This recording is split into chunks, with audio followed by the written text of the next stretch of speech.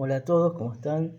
En este primer video sobre el tema de adversidades climáticas vamos a hablar un poco sobre algunos conceptos que vamos a tener en cuenta. Como todos sabrán, el clima de un lugar lo definen principalmente dos variables atmosféricas que son las temperaturas y las precipitaciones. Pero no siempre se comportan esas variables de manera igual en el transcurso de los años. Miremos en este ejemplo, en el cuadrito de aquí abajo, ¿sí? Tenemos la anomalía de precipitación a nivel país anual desde el año 1961 hasta el año 2017. Así podemos ver en verde los excesos y en color naranja por año los déficits. Vemos años con muchos déficits y años con muchos excesos. Y otros años que se comportan dentro de la normalidad, ¿sí? ¿Qué quiere decir esto? Que el clima es variable, ¿sí? Hay una variabilidad del clima, ¿sí? Y más en nuestro país, que tenemos una extensión muy amplia. Entonces, para esas condiciones de variabilidad, el clima resulta ser un problema al momento de proyectar actividades productivas. La agricultura principalmente, que puede modificar los ecosistemas naturales, en realidad los modifica. Cuando aplicamos agricultura sobre un territorio, estamos modificando ese ecosistema natural.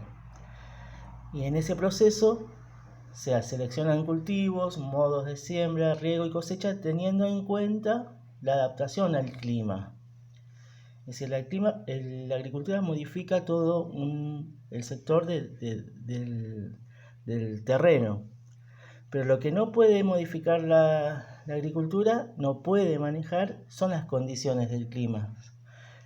Entonces, a esas condiciones del clima, uno tiene que estar preparado cómo responder. Ahí tenemos la definición de agricultura, que es el conocimiento y la técnica que permite al ser humano producir sus alimentos. Sin embargo, adaptarse a esas condiciones generales de un clima no significa necesariamente que se esté preparado para eventos en que las condiciones del clima se alejan del rango normal al que los cultivos pueden adaptarse. Miramos en este cuadrito, en este esquema, podemos ver que cuando los fenómenos meteorológicos y climáticos, cuando se relacionen con la vulnerabilidad y la exposición a la que estamos frente a ese clima, a ese evento, que puede ser un exceso de precipitación, que puede ser una helada, que puede ser altas temperaturas. En esa intersección se ubica el riesgo de desastre, ¿sí? Ese riesgo de desastre está determinado por la amenaza, que son los fenómenos meteorológicos y climáticos, y por las vulnerabilidades, ¿sí? Cómo está expuesto ese terreno, cómo está preparado para responder ese terreno en el que estoy produciendo alimentos. Cuanto mayor sea la vulnerabilidad y la exposición, mayor va a ser el riesgo del desastre, porque los fenómenos meteorológicos y climáticos los vamos a tener siempre como amenaza, ¿sí? Lo que puede pasar también es que estos fenómenos aumenten en cantidad en un cierto tiempo, eso no lo podemos determinar, pero sí van a estar siempre como amenaza, así que la amenaza siempre va a estar latente. Lo que el hombre puede hacer es disminuir la vulnerabilidad y la exposición a este riesgo, que son los fenómenos meteorológicos y climáticos. Este riesgo de desastre, ¿sí? Hay que gestionarlo. Ahora hay maneras de gestionar los desastres y se están haciendo acciones para adaptación al cambio climático, sí, que todo se relaciona con las emisiones de efecto de gas invernadero y que el clima en sí está dado por una variabilidad natural y por el cambio climático antropógeno, es decir, el cambio climático producido por estas emisiones de gases de efecto invernadero. Es como un combo. Nosotros no nos vamos a centrar en este tema del cambio climático, pero es un combo de acciones del hombre y variabilidad natural del clima. Entonces, lo que tiene que quedar claro es que el hombre lo que tiene que hacer para que no ocurran riesgos de desastres, o para disminuirlos, no para que no ocurran, porque siempre van a ocurrir, porque el clima no es manejable, es disminuir la vulnerabilidad y la exposición a estas amenazas, ¿sí? Los fenómenos meteorológicos y climáticos en este caso son nuestras amenazas. Lo vamos a ver claro en este cuadrito, ¿sí? Que está en la ficha.